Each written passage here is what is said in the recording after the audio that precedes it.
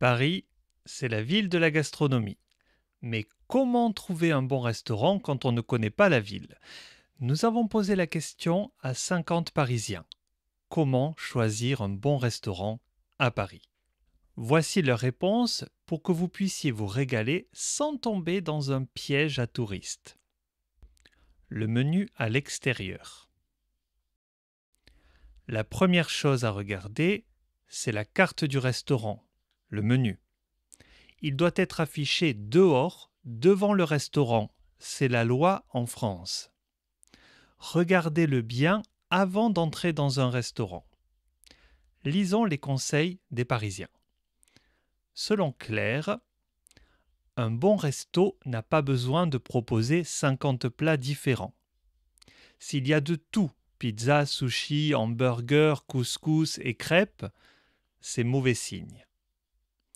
Xavier dit: pour moi, la règle c'est simple. 3 entrées, 3 plats, 3 desserts. Quand il y a trop de choix, ça veut dire que rien n'est vraiment frais. En résumé, évitez les restaurants qui proposent trop de plats. Toujours concernant le menu, Anne nous dit: un menu plastifié montre qu'il n'a pas changé depuis longtemps et que les plats sont probablement surgelés.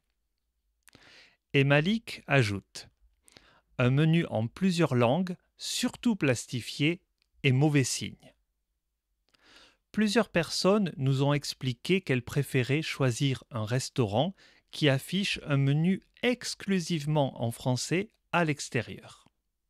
Un dernier détail concernant le menu à l'extérieur. L'avis intéressant de Thomas. S'il y a des photos des plats sur le menu ou affichés dehors, je pars.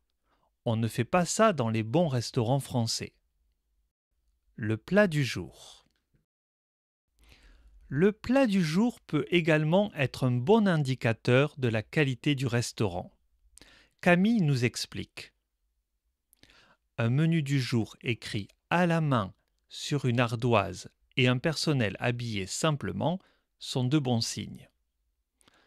Sophie, quand je vois une ardoise avec un plat du jour, je suis déjà rassurée. La clientèle. Vous avez choisi le restaurant dans lequel vous allez manger, mais vous avez encore quelques hésitations? Vous avez raison. Soyons encore attentifs à quelques petits détails avant d'entrer. Élise dit: moi, je fais attention à la clientèle. S'il y a des familles françaises, des collègues en costume à midi, ou des gens qui semblent connaître le serveur, c'est bon signe. Même son de cloche chez Benoît. Si le resto est vide à 20 heures ou s'il n'y a que des touristes, j'évite.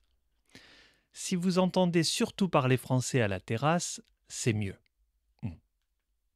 Amélie ajoute: plus les clients sont âgés, meilleure est la nourriture. Ça fonctionne bien à Paris. Même si vous êtes vous-même des touristes à Paris, ça ne veut pas dire que vous devez suivre les autres au risque de tomber dans un de ces pièges à touristes. Vous mangerez certainement mieux dans un restaurant fréquenté par les locaux. La devanture du restaurant. Selon les Parisiens, il y a d'autres éléments que le menu ou la clientèle qui peuvent vous aider à ne pas vous tromper. Selon Laurent, s'il y a un autocollant Michelin ou Bib Gourmand sur la porte, c'est souvent un gage de qualité. Pareil pour le fooding. Mais selon Paul, si la porte est recouverte de tout un tas d'autocollants, TripAdvisor ou autres, méfiance. Concernant la décoration, certains nous ont dit: Émilie, je me méfie des décos tape à l'œil. Quand la décoration est exagérée ou du style Instagram, ça manque souvent d'authenticité.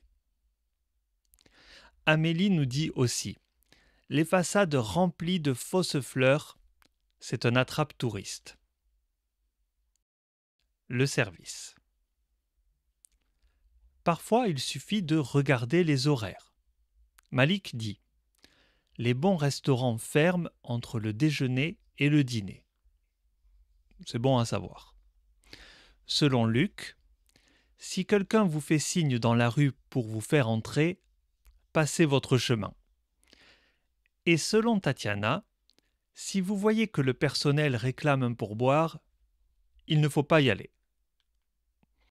Le lieu du restaurant. De nombreux Parisiens nous ont aussi dit qu'il suffisait de bien regarder où se trouvait le restaurant. Jules. Un resto trop proche d'un monument touristique est rarement bon. Laurent est du même avis. Même les snacks comme les kebabs ou les boulangeries peuvent être très mauvais dans les zones touristiques. Il nous donne ce conseil.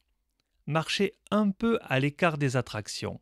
Vous trouverez de bons bistrots fréquentés par les locaux. Autre conseil. Et voici d'autres conseils en vrac. Marie, consultez les avis Google Maps. Si la note est en dessous de 4,3, évitez.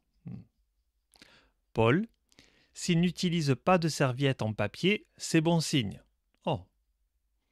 Claire, la mention « fait maison » signifie que les plats sont cuisinés sur place. Très bien. Jean-François, le vin au verre doit porter un vrai nom, pas juste house wine. Et pour finir, un tableau récapitulatif des bons signes et mauvais signes à surveiller lorsque vous recherchez un bon restaurant. Dites-moi dans les commentaires si c'est la même chose au Japon. Les bons signes. Menu court en français. Plat du jour sur ardoise. Clientèle locale. Décor simple. Pas trop proche des lieux touristiques. Note Google supérieure à 4,3. Autocollant Michelin, le fooding. Les mauvais signes. Trop de plats. Menu plastifié, multilingue, avec photo. Fausse fleur. Serveur qui vous appelle dehors. Façade couverte d'autocollants. Client uniquement touriste. Merci d'avoir regardé cette vidéo. J'espère que ces conseils vous permettront de trouver de bons restaurants lorsque vous visiterez Paris. À bientôt.